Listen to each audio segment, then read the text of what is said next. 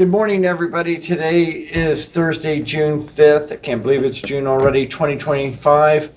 Sir, would you open us up in prayer? Sure. Heavenly Father, we thank you, Lord. We thank you for this day that you've given us and all the weather the last 3 or 4 days that we've had, Lord. We thank you for it. And Lord, we thank you for the rain that's coming. Lord, we just ask you to watch over our residents, guide us as we make decisions that affect them, and watch over our first responders and be with the families of the officers that have fallen in the last 2 weeks. In Jesus' name we pray. Amen. Also, just for the people viewing at home, etc., this is a special meeting for today, and this is in regards to our future of the township for the fire levy. So you may want to listen entirely. We got to make decisions today due to the failure of the levy. It failed by 33 votes, so we have to make some tough decisions today. We're here with our fire chief, and we're going to be going over what decisions and what we may need to do. So would you lead us in Pledge Allegiance? Pledge allegiance to the flag of the United States of America and to the republic for which it stands, one nation, under God, indivisible, with liberty and justice for all. Okay, if I could have a roll call, please. Yes, sir. Mr. Leeser, Yeah. Mr. Fleshman, Yes. and Mr. Blevins. Yes. Okay. Mr. Mazur, I'm going to turn it over to you, and we'll go from there. Do you want to do the, you already have it first, the seasonal summer help? Go ahead, Jim. Explain what, Gentlemen, we have, like I said, in our last meeting, we have been advertising for our summer help positions. Didn't get a whole lot of feedback. Had a gentleman stop in yesterday, and actually had 2 of them that I interviewed yesterday. This gentleman here just lives a couple doors down, 17 years old. His name's Chance Taylor. I would like to be able to offer this position to this young gentleman, very polite, nice boy, starting at $20 an hour, and his starting date would be on the 16th. And So he lives in the township? correct, he just Okay. a couple doors down. So with approval, I'll get everything set up in Grove City for all this testing, just like we have with the other ones, so. So is there any discussion by the board? Not by me. Hearing none, I'd like to make a resolution, because we need a resolution for that, sir. Do we have a number? no, what I can do is I can Fill have it it in prepared, I can have it prepared for you at the 12th. Do we want to pass something now so we can get moving, or do If- we wait till 12? Why don't we do a motion? You can do a motion, you Do the can, resolution at the next meeting. yeah, Okay. yeah. And that way Jim can start the process, and then we'll have the resolution ready on the 12th. Okay. Yeah, Be it resolved by the Board of Trustees, Franklin Township, Ohio, that the board accepts the application Chance Taylor. of Chance Taylor. And from this point, we'll have a resolution crafted by June 12th for not permanent, but for hiring. Meanwhile, Mr. Stevens will be able to facilitate going through the rest of the process. If there's no further questions, I would ask for a second. I will second. With a start date of the 16th. With this, if approved, after June 12th meeting, the start date will be 16th, the June. June 16th. So you're amending the motion. Correct. And also, we have a second, if I can go to a roll call when I ready. will second the amendment too. okay. Mr. Leeser, Yes. Mr. Fleshman, Yes. and Mr. Blevins. Yes.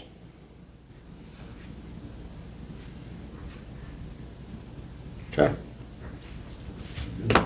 You're good. Gentlemen, thank you. I'll get to Yeah. work on that. Yes, sir. Thank you, You're Jim. back to work. Might want to let him know, and maybe Yeah, he'll be here I'll at, give him a if he call. could, be nice if he's here at that meeting. Chance. That's a good idea, Jim. John just had, if he's available, that meeting will be in the afternoon at 5:30. If he'd like to just stop in, I'm sure he will. wouldn't have to stay for the whole entire thing, but it'd be nice to meet him. I'm sure he would. All Sure. right, thank you, gentlemen. Yes, Thank sir. you. Sure, Jim. And then Chairman, one thing real quick. In the last meeting, you approved the bank reconciliations for January and February. I think it was a special meeting. It was a couple meetings ago. But what I have today is, like I said, you approved January and February. I have March now completed, so I need a motion to approve that bank reconciliation. Have we all had a chance to see that? You have seen February and Okay, January and February. I have March here for you for review. okay, But then, like I said, I'll need signatures today for January, February, and then I have March for your review as well. okay. We have not done this in the past, but Mr. Kirby, who is our contract accountant, would just like the trustees to review this and put their signature on it. So, and he is working on April and May. Many years ago when I started, we used to have this, and then somehow through the multitude of different fiscal officers, it had stopped. And with the lack of the fiscal officer that we have, obviously, it wasn't getting done. And due to the fact that we have a contracted person, it's nice to see these again. Moving forward, are they gonna be able to be sent to us? Great. Yes, Mr. Blevins, as soon as I get them from Mr. Kirby, I will forward them to the trustees. Yeah. I reviewed it. I got a question or two after we get it on the table.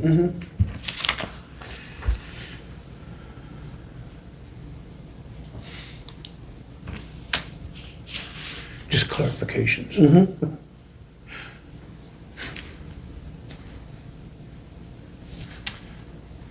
So is that pretty much general fund, the adjusted bank balance, or is that all? That should be everything included. Okay.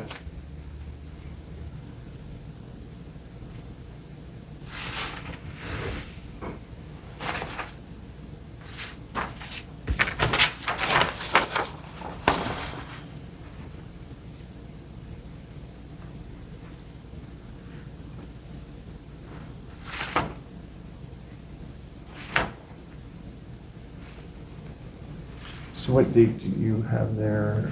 3, right? January, February, March? That's March. Yeah. So we've already okayed those. Yeah. Okay. Should we be concerned with the balance, looking at, did we already get our second half monies? Never mind. I was gonna be concerned with this figure of 5 million but this was, of January, February. That was before we got our second draw. Cause that would've been like, how are we gonna make it the rest of the year? Okay.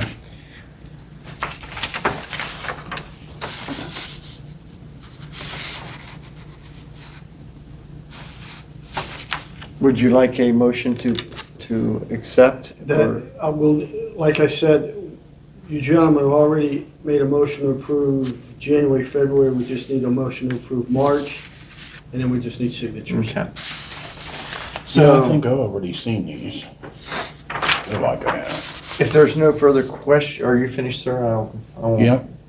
I can vote on this, but moving forward, just as we stated, Mr. Major Absolutely. said it's gonna happen. Take a minute I to- want it sent to me. I want it Right, sent to me right. days before So we we're can going to review. come in and have a meeting. I need to have time to look things over and Okay. stuff like that, but I feel like I know I've seen these. Okay. I think, I feel like I've got this in the past, so I'm good to go with a vote, if that's what your And question I have is. questions, but I'll do it when the motion Okay. is on the table.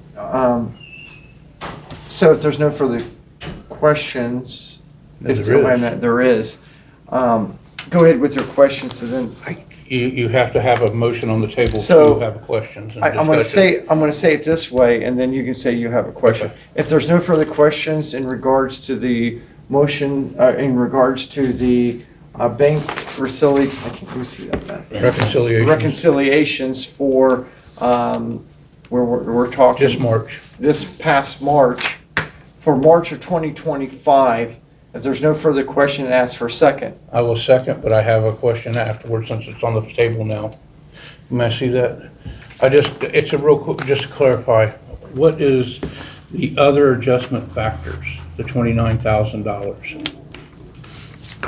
That would probably be a question you'd have to ask Mr. Kirby. But he does go in, and if an account is underwater, so to speak, we have the funds, but he just has to take it from one fund to another to get things balanced. Okay, because I noticed that number matches this number, deflating bank error, and I was concerned, but, all right, I'm ready for a vote. They're just corrections. Yeah, okay. Okay. Any other questions? Hearing none, sir, when you have, it's yours. Mr. Leeser, Yes. Mr. Fleshman. Yes. And Mr. Blevins. Yes. Thank you, gentlemen. Sign them. So are we signing, that's what my question was, Anyone is on that that where line? we're signing those lines right there? Yes, yes.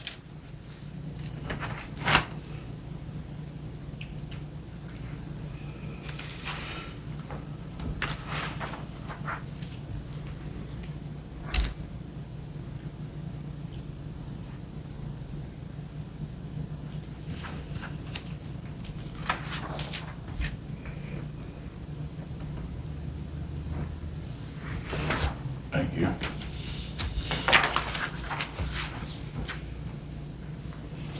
You suppose I just move over here, since there's just two lines? Yeah, Okay. there was nowhere I just Yep. picked a line. That's what I, Maybe I'll ask him to insert the trustee's name below this line. I'm just thrilled these are getting done. I mean, Jeff did them, but This makes it nice because we cannot I remember. get getting into a them. situation where we've seen before, because all receipts are accounted for and balanced. So going forward, this board knows that there's no issues as of this month, this month, this month. And we're not gonna run into situations like we've had in the past. we hand them back down, there you go. thank you, sir. That's all I have for you, gentlemen. Thank you.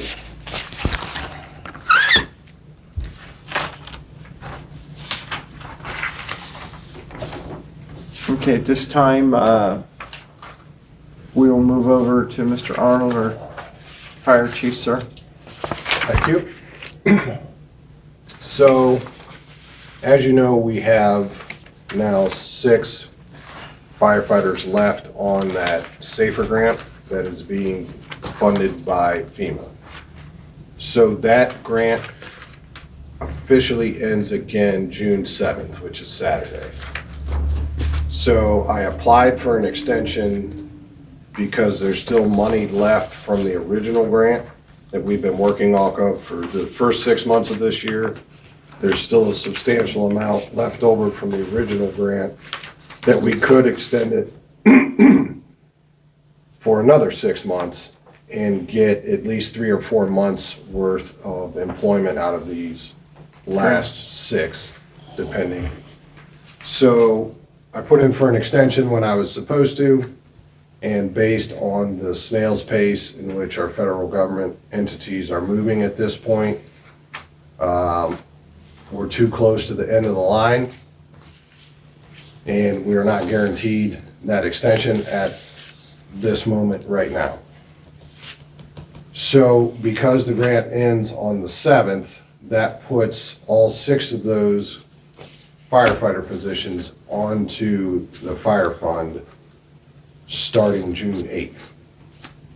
The fire fund, as you know, is already very close to out of balance as we sit. We can handle a small amount of intrusion financially to keep these guys. By contract, per CBA, we have to keep them 30 days from the day we send this letter out. So, as of last night, I talked to the FEMA guy, finally called me and said, don't do anything until you talk to me tomorrow morning, because powers that be at FEMA are having a meeting and your extension is part of that meeting. So I spoke to him this morning. He said, we're basically assured that extension, except it's not going to be official for probably a week or 2 weeks.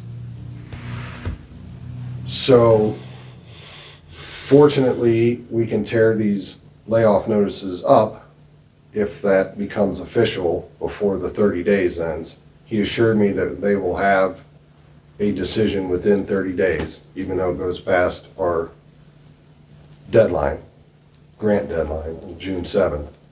So, in my opinion, that means make these letters official, because we can't extend them, we can't wait for 2 weeks. That's a whole nother payroll that's coming out of the fire fund that, well, It's already strapped. it's already strapped. So my advice is to make these layoff notices official today. And then if or when that comes through in 2 weeks, tear them up and say, we don't need these yet. We'll postpone that down the road for a few months. I concur, because, and then to the people, your firefighters know that, you know, hey, we have to do this because of X, Y, and Z, but this is, we have been assured, just like you explained to us. Have you explained that to the guys yet? Yes. Okay, so they're aware of that. I explained to everyone yesterday and today, there's 2 gentlemen that work tomorrow that I didn't want to call them 15 times with updates, so they don't know yet exactly what's happening, but I'll talk to them after this meeting if these letters become official. Okay. And then I'll see them face to face tomorrow, so. Okay. At what point does, so these guys, obviously they're smart gentlemen and they have to worry about their families and things like that. If I was in their shoes and there was an opportunity to move, I would move. So what point, number-wise, if we lose any of these grant guys, where it's going to start affecting your budget, because in order to keep things open, we're going to be down on numbers? Because I checked and you had 2 people this past pay period that had overtime. So what I don't want to do is from making decisions to where it's going to affect your budget when we get down on numbers. Right, You understand my question? Am I explaining it well enough? kind of. Okay. Spending the amount of money on overtime. So overtime is at its barest minimum. At this point, I was only using overtime to keep both stations open. Well, that's what I'm talking about. So if we do this today and we send these letters out, Yes. and yet people still, like I tried to say, if they get an opportunity to move, they should move. They are, absolutely. And then we're going to get down to where it's difficult. Yes, that's part of How many the of- next conversation we have as to when and. Okay, so when I've and jumped which ahead. one Okay. station we want left open and which one we're gonna close. Okay. Okay, I was just gonna clarify what was being asked, what you answered. Okay. You clarified Okay. it. So, Did you reach out, did you have to reach out to, after you and I spoke on Monday, so we spoke about this on Monday, Yes, I reached out to Henry, okay, and he was gonna get the ball rolling on his side, just to be a preemptive, yes. and I didn't know if you'd reached out to Abdoulay or not. I did not, Okay, because well, we'll he keep that gave- one in our pocket. unless you got it. Exactly, and he sent me to the DC people, which I saved their Yeah. numbers, but when I spoke to the gentleman in Kerry's office who basically reports to Kerry for FEMA, he was in the dark as much as Right. all the rest of us were. So I didn't want to bother him and get him worried up if I was supposed to hear from this dude, so. Right. Congressman Kerry's office has been instrumental in getting this straightened out with the back pay and all that. And I think this board owes him a gratitude of thanks because of all that he has done above and beyond what is normal, and having late night conversations for sure. With your position, I had someone contact me and ask if you were taking a position somewhere else or Me offer. personally? Yeah. I have not looked Okay. yet. Someone asked me, I don't know if it was a rumor. They didn't elaborate. And I said, to the board's knowledge, we have not accepted any No. resignation, so I don't know what you're talking about. And they said, okay, and that was in the conversation, so I didn't know. No, I don't feel like our department's in a position where it'd be wise of me to step away. Sure. I'm sure you would let us know, Oh, but yeah. I'm sure there's people that watch this and, I could have called you personally Mhm. and asked you that question, but sometimes the people that I get calls and stuff from may be watching this and then they've heard it from you personally. For sure. Okay, so at this point, moving forward, where are we going from here for today's agenda? We have discussion in regards to one, the I- layoff notices. Yeah. You I have given think- us a breakdown. If you want to explain what we have here in You front of want us. us to sign these out? I think we should probably do the We gotta do the resolutions resolution for the, or finish off these notices. Yeah. Yeah. If everyone's on board, that way we Okay. can move past it and be done with that part. So I understand this, because we've just seen these this morning. Mhm. The layoffs will go into effect now, The Notices. The The notices the notices of the now. 30 days goes in now. I Due put to the on contract. here July 12th because it's the end of a pay period and that makes it easiest for fiscal and everybody to understand. They get a full paycheck before they are sent on. Okay, And so, it's not stopping in the middle of a pay period. so we will need a resolution for today To accept. that, yes, we're accepting the fact that notices are going out today and that they'll be effective July 12th. July 12th. And then on, Now, we could wait until the public meeting on June 12th because that's still, if you're That's okay, exactly 30 days. if you're okay with getting, if with July 12th as the D-Day, then you could wait until Okay. Thursday's meeting. to Are you do guys this. comfortable with that? I mean, that's, I am, that way we have the resolution for that day. yeah, And it'll give Bob another week to get more Yes. information from FEMA, hopefully. So, And we would still be within our 30-day window, 12 to 12, 12 of June to 12 of that July. would be our last can you hard put press that on day. old business on the next agenda, please? So we can knock that out right away so it doesn't slip through the cracks like. For sure. I'm for that. Okay. You may not have to talk to those other two guys. You may get a phone call this afternoon. You never know. You never know. Okay, so is there any other business on the agenda other than this? So, with that being said, I think I need basically some clarity because as I see my position, I run your fire department. I present the three of you with the best information that I have for you three or the board to make significant decisions like closing a firehouse. I don't feel like that's my decision. I feel like that's your guys' decision. And I think everyone is on board with that. So, because both stations are key to their neighborhoods and their districts, I feel like it's an extremely difficult decision to make.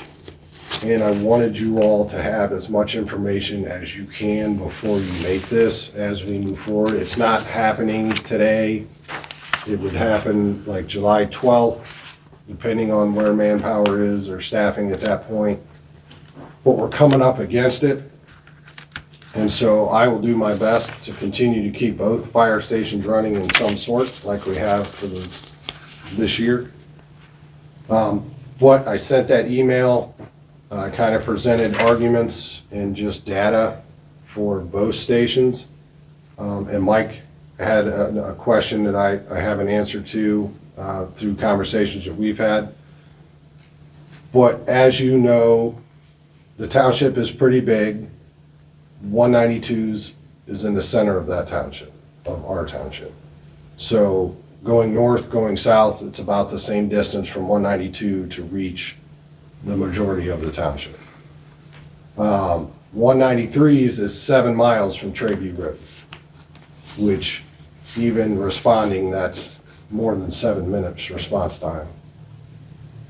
On the roads, trying to get up there is gonna be over 10 probably in real life. So, that being said, run numbers, 192's took 599 township runs, 193's took 656 township runs. 193, how many, I'm sorry? 193's took 565, or 656, 192's took 599. And then there's 78 runs in our computer system that were designated as township runs that weren't defined per district. Somebody didn't input the right box in the report. So it's fairly close. So it's, if you take that as your percentage of error, it's almost identical. Each one takes roughly the same amount of city runs, about 3,000 each. There's still that little variance. There's 450 runs that were not defined by station, but they were city runs that were taken. So pretty equal as far as township, each truck, and that's engine and medics, each truck is taking, I'm sorry, these are the correct numbers. I don't know why I wrote those down. I'm sorry. Engine 192, Sullivan, 608 township runs. Engine 193, right here next door, 654 township runs. Medic 192, 741 township runs. Medic 193, 780 township runs. And then again, that variance of 78 undesignated runs for the medics. Those were medic runs. Give you a better idea. I was gonna say those numbers didn't sound right.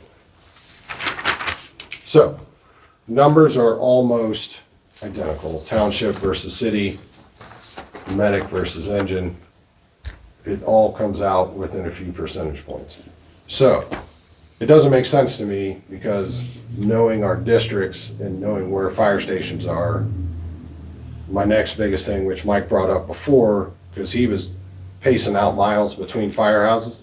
So I wrote down here, distance to the other firehouses, the closest firehouses from our 2 firehouses. And it's all in that email I sent you guys. So, I mean, 192 is obviously Station 12 on Sullivan's 1.4 miles from it. If you take out Station 12, you have 31s out here by the airport, 3.2 miles, 17s, which is up on the hilltop, 3.4 miles, 26 is up at Fisher and 70. 4.1 miles. 193's, 12's is again the closest station, 2.9 miles. 17's is only 3.1 miles. Station 10 in the bottoms, 3.7. 31's is 4.4. And Station 3 is on Greenlawn now. It's the new one they built. That's 4.8 miles. So really, So it's realistic, equal. yeah, it's So kind if of, you take out Station 12, the rest of those stations are almost the same, give or take numbers, and a little bit of miles, half mile at the most here or there. Yeah, and 12's only, I think a mile difference, you said? 1.4 to 2.9, so it's a Yeah. mile and a half. But 12's is the truck you get down here a Right. lot. So that helped me understand, once I broke that down, why when you crush and crunch and work through the data that Columbus Dispatching sends, no matter which truck is out of service, a 192 truck or a 193 truck, everyone else's response times are increased by about a minute. All the other trucks everywhere. So as 1 or 2 addresses might have a definite longer response time, the average response times for all the runs taken by the other trucks when those ours are out are roughly the same, give or take 15 seconds. So that distance-wise, that started making sense to me, because if one of our trucks isn't there, 12's is out on a run. It doesn't matter which station, because it's the closest one to both. So 12's is always gonna be on a run, whether it's down here or up there. 12 is Westgate, Bob? is Yes, that- Yeah. on Sullivan too. So that made a little more sense to me. Both of our ambulances transport about 3,500 patients a year. And then it basically comes down to, where can I house a fire station? As of right now, the ideal way to run one firehouse so that everyone can actually use their time off that they're granted in their contracts, you have to have 7 per shift. Run 5 people at a minimum. That leaves 2 people off, five people to run trucks. So if they all come to work, I need 7 beds. This station has 6 beds, and I don't have room for a 7th. There's nowhere to put it. There's only 1 bathroom on that side of the building. You got And two. There's 3 bays, and then Sullivan has 8 beds. Even though we wouldn't use them all, there is 8 there now. 2 bathrooms, 2 showers. This has 1 shower. And then finally, just so you're aware, Columbus's solution at this moment to any of our stations closing and taking trucks out, the only place they had room to put another truck was Station 10, which is up on the bottoms, the big one, up there on Broad towards downtown. So they have an extra medic in there right now that they're running 24 hours a day to make up for the lack of our medic, whatever day it is, either station. That's all the room they have. And then Mike, I thought it was a great idea because, so on this map, when Mike and I talked, we thought that the majority and substantially more of our tax-paying citizens and our voters are in 193's district. So I just took the numbers solely off this is November's precincts and how they voted. So I just took all the numbers and added them up. And so if you look at Ongaro, North Hague, Moneyback, in El Paso, that's 586 voters, 270 voters. On Broadlawn, the Rosary District, and Climb Road, which is 192's district still, 377. The apartments up there at 135 votes, which since they weren't taxpayers, I did them both ways. That's 1,233 voters of taxpaying residents. 1,368 if you count the apartments. 193's district, west of the triangle, 581 votes. In the triangle, 454 votes. East of the triangle, 514 votes, for a total of 1,549. So there's more down here. So there is more down here, but it's not nearly as much as I thought. 1,238, 1,509, or 1,549. So we have, what is the difference? Roughly. Not counting the Less, apartments, 1,233 to 1,549. If you include the apartment, that's just the voters in the apartments, there's obviously only 135 people that live in those apartments. Yeah. And then the last argument I have is, I know keeping Wesson Mall is significantly important. I don't know how they would feel if there's no fire protection right there from the township. I think that could significantly sway the ownership of that, like, well, if you can't protect me, Right, what the hell am I staying in the township for? yeah. So things to think about. I obviously don't need a decision today, but I do need some guidance upcoming, obviously, depending on when this safer thing gets resolved, we'll have to actually make a decision 100% on that. So does anyone from the board have any additional questions? The only thing I'll say is it's 10 up on Broad Street, correct? In the bottoms, yes. Yeah, and that's where the ambulance is housed 24 hours. Yes. But And that's like, one. but like none of this is like guaranteed, written out that they're gonna keep, that Columbus is gonna keep an extra, so we close this house down here, that they're going to keep the extra one on there. I mean, it's there now. Do you understand what I'm trying to say? We're relying on people that don't answer to us. That can Correct. change with a flip of a coin. 100%. They care because they have a lot of residents that we. And the one that is respond to. definitely in the center of the township, they may not have room or whatever, is 12, which is Westgate. Is that right? Yes, And that, you brought up 10 minutes to get to Trayview from here, from here. yes. But obviously to get to Trayview from the one at 12 is the same numbers as getting there from your house, basically, on Yes. Sullivan Avenue. Yes. It's a tie. Yep. It's a tie. I'm up there. So we're gonna put our faith in Columbus, that they're going to continue. I have no faith in Columbus whatsoever, that they're gonna continue to have Franklin Township's best interest.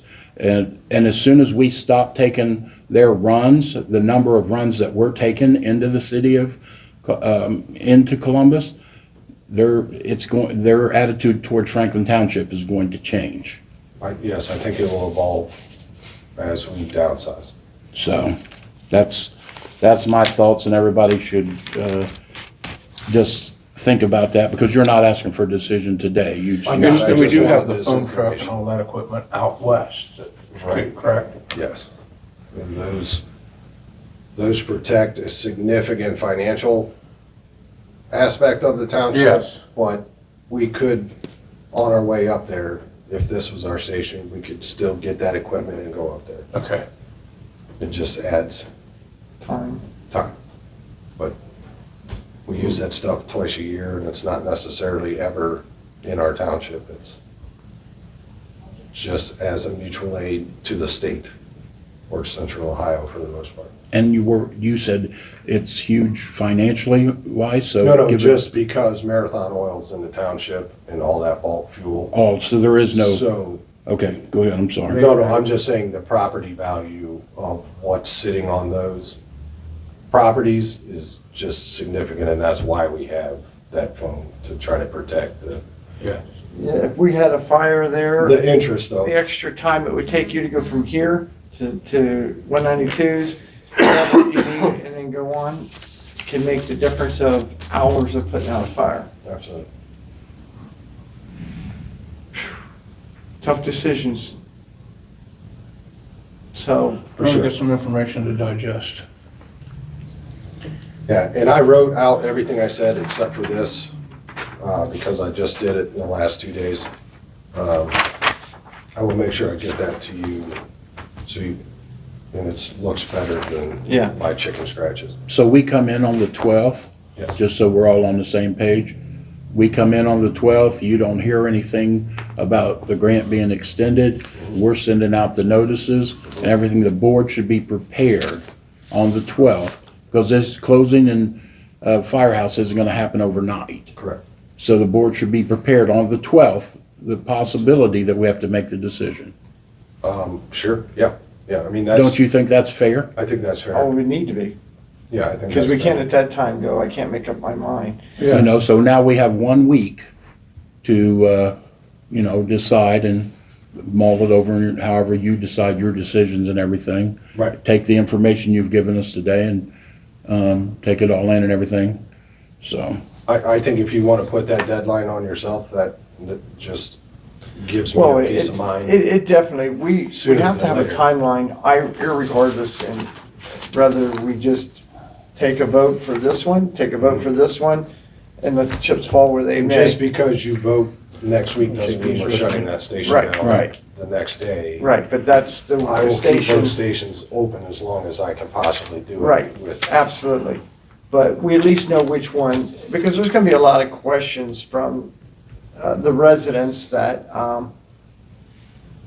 want to know which one's gonna affect them. A lot of times, people are looking at, well, it's not gonna bother me because it's, I've got the station closest to me, and et cetera.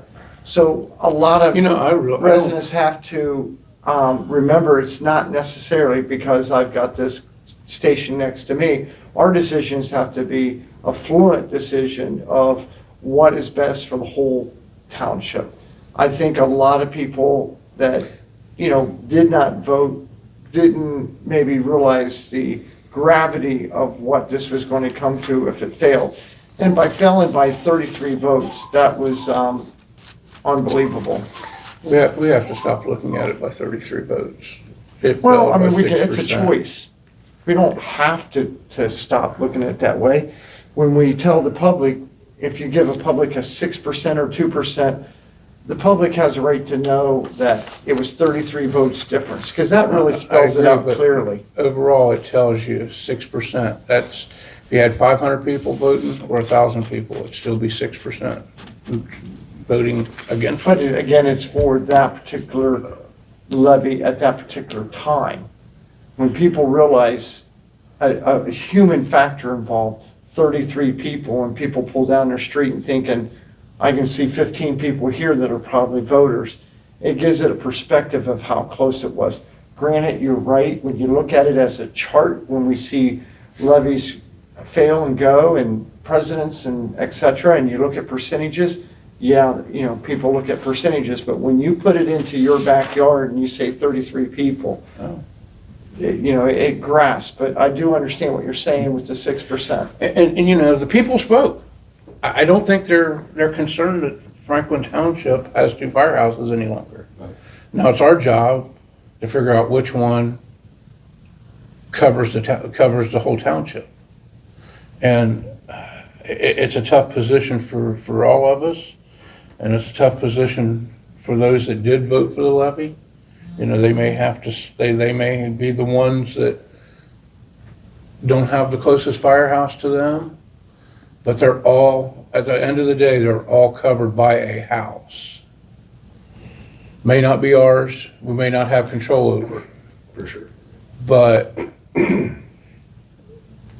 there's no doubt, Bob, that you and your men worked tirelessly on getting this levy passed and to educate people.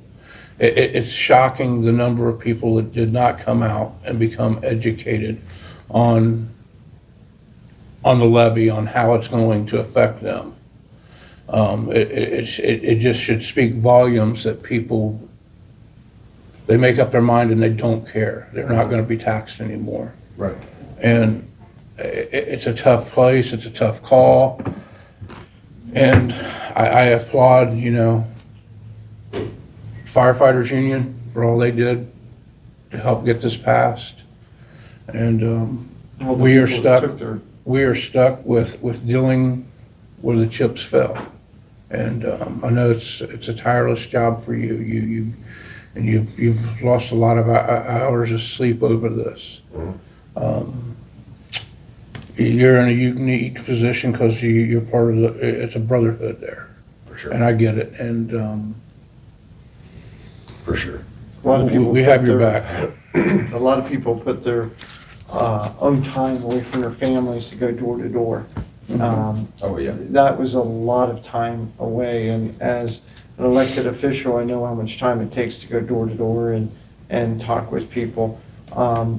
So I am concerned about the more gravity that we're hearing, the do away with property tax totally. As we move forward, of course, we've heard that this is just talk. There's no way that they're going to get enough votes to get it on the ballot for this year. And the one thing that is not making sense is you do away with the property tax where, they're not sharing the other side. Obviously, you can't just do away with property tax and expect everything to function the way it functions, because there's going to be taxes on something else to cover that. Now, if the federal government wants to make up the difference, I'm the first person to stand in line and say, yes, I don't want to pay property tax anymore. However, in different states like North Carolina, South Carolina, they went to what's called the luxury tax. So when you go to get your tags for your car, you're going to be paying, depending on the value, anywhere from $1,800 to $2,500 to $5,000 for your license plates. So you're just taking from one to the other. And that, I don't know which way is better. So some say, if you go that route, then people that live in apartments is paying because they have vehicles too. So it's tough no matter which way you look at it. I guess I'll speak. Two of these gentlemen came on board. Since I've been in office, I was lucky enough to welcome them aboard and get to vote for them to come to work here. I'll never forget when you guys were all next door, we were conducting business, and when you got the call, come on over, we're gonna do your men next, that door, I've never seen this room fuller. You understand? You guys all piled in here, and it's such a, good group of guys. I've never worked with any of your guys that I wasn't happy to say that they're Franklin Township firefighters and that they represent the board well and stuff. But when they came through that door, the familyness of the whole entire thing and everything. And so, I mean, honestly, down to my heart, this aches that we just got these today. You just sent them to me. I read them in the parking lot as I pulled in. And so I feel terrible that this has to happen. But again, James said it, the voters spoke, and we represent the voters, and we have to do what basically we're told to do.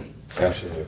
And I would, if and when we do have to send these out, I'd like to schedule a meeting. I'd like to know their schedules so I can come over and speak to each firefighter personally. Oh, for sure. Yeah, thank you. For sure. I'll absolutely do that. So moving on to how do we fund our remaining fire station into the future. So as you know, without the SAFER, we're basically operating around 3.7 million in revenue. So I did some math, and it's been kind of disheartening over the past week. So if you take the top 23 firefighters who will be left after we downsize to one station just based on seniority and whatever, if you take their entire cost to the township, including insurance and everything, we're at about 3.6 million just to maintain the top 23. Out of 2 million. Right. So that basically eats up every dollar of levies we have currently. So next year, we drop to 2.6 million Yeah. in revenues based off those 3 permanent levies. The expiring one, the 5-year levy right now is generating just over $1 million. That's where we're at 3.7, 3.6, right in that range. These numbers are a year old, so they're not exact. So we got with Carrie, and I was trying to get information to you guys so we had the most up-to-date information. Carrie was unable, on the short notice I gave her. So she has the information, it just needs certified by her boss. Her boss did not get to it yet. So I don't have great information for you as of now. But my thought is, we really have 3 choices. And we did get some clarification from Carrie on how that works. We can try again for the same levy and try to keep 2 firehouses and further educate the voters. Since we're so close, we can start another campaign and try and see, can we get to 30 people and change their minds? Okay. The second would be, if you like the idea of the township-wide, in order to run a township-wide, it does have to replace the permanent levies on the books now. So if you want to run a township-wide with just enough money to run one station, we still would have to run it large enough to replace the 3 on the books. So we don't know exactly what those numbers look like, because the auditor wasn't there, but it would be, no matter how we go about it, if we want to keep one station fully running, we're going to have to increase the levy, the amount of millage that's there now. So Our third option is to basically renew the 5-year that exists at this moment with a little bump to it to ensure that we have one station for the next 5 years, and over the next 5 years, again, try to Figure out a game plan on a it. game plan on how to maintain At this bare to the bones. future. Yeah, well, I mean, what are we really doing if we're asking for Yeah. we decide where bare bones truly is, what does that mean? We can sit and argue and discuss numbers. Well, my question is, if you renew that, then you're bringing in, We can't renew it as it is. no, but if you ask for a renewal, then you're still bringing in roughly $3.7 million. Right. And your operating costs today are 3.6 to 3.7. Just with personnel, yeah. Okay. So it is bare bones at that point in time. Yes. So do we want to bump it so that you're not counting on that EMS revenue? Because remember, each medic brings in about $500,000, give or take. And it obviously doesn't pay for itself, but it is revenue that is used by us to run our fire department. We received something yesterday about renewals. I'm trying to find it from the OTA for 2026. So I just wanted you to know why it's on my phone. Oh, okay. I'm trying to find it. I did get confirmation from Carrie, because I didn't know this, so you guys might already know it, I may be telling you common sense, but the valuation and the millage of what a mill is worth does not change depending on whether it's a permanent or a time Correct. levy. Obviously does change from township versus not, township-wide versus non-township-wide, incorporated versus unincorporated. One of the biggest things I don't think people realized, I contacted people contacted me, is when I use Hague Avenue, Treview Road, the property tax on the 8 acres of land that is now going to have several $1 million sitting on it, that is going to be apartments. What appears that you're going to be paying $500 more a year from now would be gone because of the value of that property when it's assessed and comes back in. All these properties that are having apartments go up is currently assessed at an empty field, especially up around Santa Margarita, those places. So it's hard to really give them true numbers, is what I explain to people. It's hard to tell you that essentially you may not pay very little, which is truthful.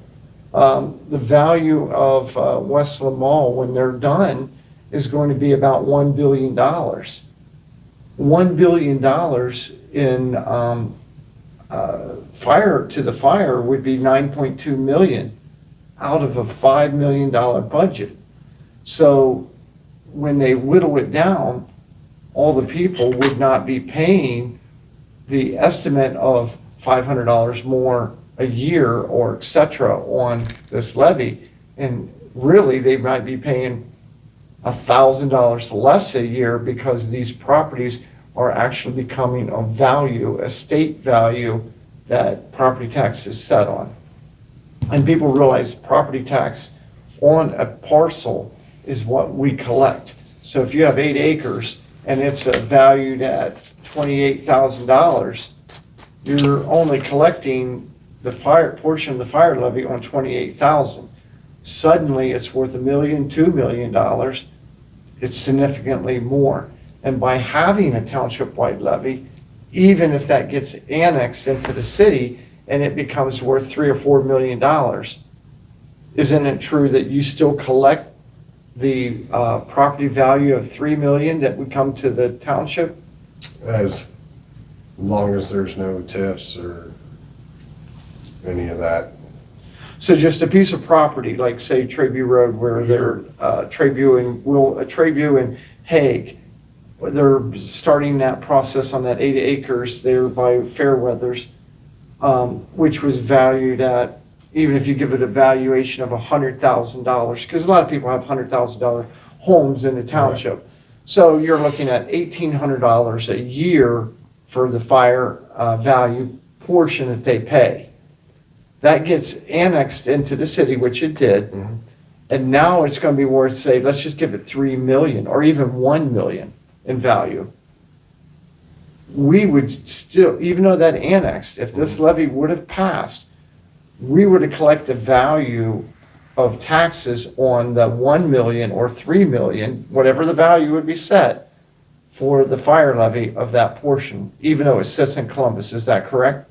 I think theoretically you're correct. I don't know exactly, because anything Columbus does annex and develop, they typically TIF all Yes. those property taxes away, which means we don't get them anyway, I believe. So theoretically, I think you're correct. Functionally, and how much money they would actually bring, it absolutely would bring more than it was if it was an empty field. But it just depends on the politics of how that property tax was So you brought up a good handled by question Columbus. that I can't even answer. And I asked these in a way that I pretty much knew the answer, but I wanted other people to hear our fire chief answer it. We need, sir, we need to check on that unless you know, because this is a new caveat. If that property behind Fairweathers on the corner of Trayview and Hague, even though it was TIFed and the residents of Franklin Township passed a township-wide levy, my understanding is they would pay Franklin Township's taxes, even though there's a Regardless TIF. of a TIF. Even though there's a TIF. Since you annexed it into the city, you're obligated since 2004, any property that has been annexed. So that's a question that we need to find out, Is it a because I don't TIF? want to get the wrong information out there. Is it a TIF or is it an abatement? Right, and I was gonna It's say they have abatement. all kinds of, It's an abatement. It's not a TIF. Okay. My understanding, it's an abatement. Two different animals. Two different animals. But yes, a TIF does not prevent annexation. Not annexation. What he brought up is, even if the levy would have passed, Mhm. and come next year, we go to collect our monies off of 3 million versus 100,000. Oh, we're sorry, we don't have to pay your township-wide levy because we had a TIF on it. I don't believe the TIF or any of It's two those. separate things. Right, I don't believe that it would supersede, because the reason that townships, municipalities have been given a right by a federal judge to do these is because they get eaten up by municipalities and cities. So the design of the mechanism for township-wide levies is to not take away the funding where someone takes it, annexes it, develops it, then you have your village or your township lose those tax sources. So I believe that we would still collect on that. So even let's take Westland Mall.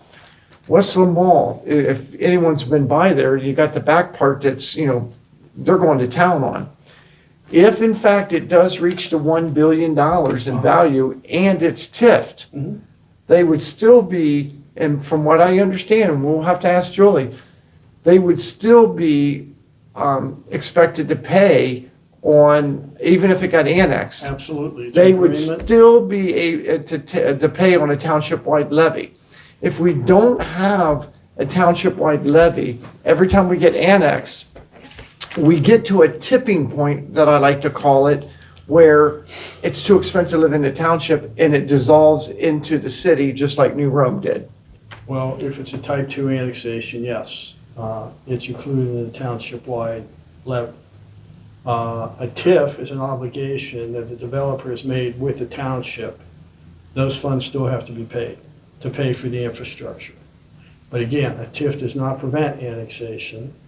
And if it's a type 2 annexation, then the township is still able to collect taxes on the township-wide levy. But if it's not a type 2, then they do not.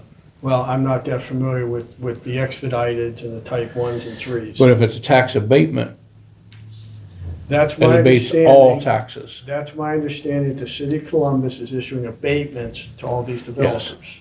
Okay. That is true. But what we would need to find out, instead of speculating, if it was annexed and they got the abatements, and we pass a township-wide levy, and I'm thinking, but we'll find out for sure, they would still have to pay Franklin Township's levies. Yes. That's the question. Based on the Because- type of annexation. Right. Irregardless, I don't care how they annexed it, if the voters pass a township-wide levy, irregardless what you want to call it when something is annexed, they are still going to be held to paying Franklin Township fire taxes. But we'll find We'll out. find out, because I think as long as it's a type 2 annexation, like Steve said, That's, then we could collect the money, but if it's not a type 2, I don't know. I don't so believe my so. understanding, sir, of that is you're absolutely 100% correct. That's irregardless of what levy we have, when you have a type 2, we would collect. But when we switch our levies to a township-wide levy, it doesn't make a difference, from my understanding, whatever annexation it is, whether it's a 1, 2, or tax abatement, it's the voters of Franklin Township that have the right to be able to say, you're paying your fair share, just like what I'm paying. You chose to annex it into the city, we have a township-wide levy, and you're gonna pay too. So we need to find that out, because that's gonna make a huge difference on decisions of what type of levy that we put on. Because we need to know our limitations, we need to know exactly what we can do with that, and the public needs to be educated on that. And the state of Ohio does not hand out tax abatements. That's sent through the county and the city. So Bob, real quick. Anything else? Oh. Yeah, I know you gotta go, but I want him to explain this because we had a meeting on Tuesday. So we rolled this dice on township-wide levy twice now and we lost. Yeah. I want you to explain, if we do it again and you lose, Yes. doomsday scenario you explained to me as far as what So- would be on the books. So I do have somewhat better numbers on that. But if we shoot for a levy, no matter what kind we choose, in November and we lose, we are down to only 2.6 million in revenue A year. for the fire department. And it takes roughly just over $2 million to run just a single fire truck. And that's without buying new equipment. That's with nothing other than maintaining the fire truck for maintenance, fuel, and personnel. How many people would you have on the fire department if you had just one fire truck? 12. And that's And giving that days off. really and- doesn't leave Right. room for a prevention officer, which is extremely important for building inspections, fire investigations, et cetera. And that's not counting a chief. So if you look, all 2.6 is eaten up Real quickly. maintaining just one engine.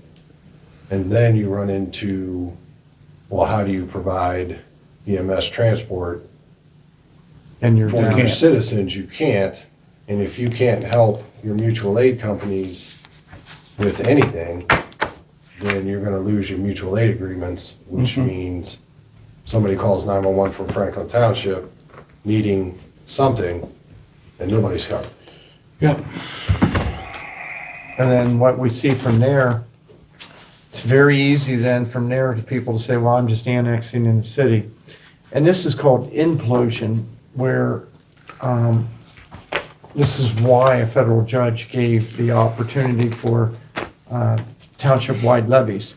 And I'm not trying to say we have to have a township-wide levy on the next one, but this is why it was crafted.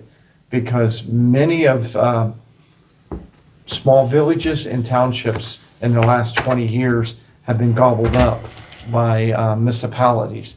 And as they say, the shortage of homes in Franklin County or residents with the explosion of what we're seeing, there's only one person growing, and that's the city. So we have to look at ways to be able to say we want to be sustained in the year 2035 or 2035 to live the way that we live in local government. If we don't find a way to do it, then it'll end up going to the city. Sir, I know your Yeah, time I is got up. to go. So is there any other questions from the board?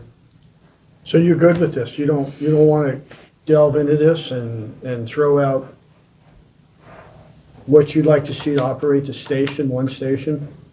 I would like to see a levy that generates 5 million, Okay, So an operational levy, yeah, a replacement levy. based on, I just need Right. 5 million to run an additional one, 5 million, or 5 million total. no, $5 million in revenue total. So Okay. the extra levy would have to subsidize 2.6 to 5 million or replace those 2.6 to get it. So it's basically a renewal. Let Well, me you cut to can't the call it a chase. renewal. Let me cut here to the chase. Because we might as well just get right to the meat and potatoes of this. If, correct me if I'm wrong, Bob has $5 million a year. He doesn't have to work bare bones. He in the long run can subsidize one station completely and at the same time potentially have money to set aside for capital improvements because you have a 5-year-old engine, a 15-year-old engine, and a 20-year-old engine, right? Yeah, Your 15 and 20 are obsolete, basically. yes. Okay. So what we need to think of in the future is get this man enough revenue to generate a substantial firehouse for the community, but at the same time, he's got to replace aging equipment. So that's kind of it, just cutting to the chase and saying, gentlemen, this is what you need to look at to operate at least one station. Okay. And that's where. We should have had you do the presentation with you Yeah. dancing around. And gentlemen, and, I'm going to go with whichever levy you guys want to go with. But what I was trying to spell out that he's saying, a township-wide allows you to grow when the city grows and gets annexed. No, I get it. If we don't have that, then we lose those revenues, and then you're going to come back to the public and say, I need another levy because we just lost 600 acres. And so we'll leave it at that. Any other questions? I think I'm good. The time now is approximately 10:40, and gentlemen, we are adjourned. Thank you.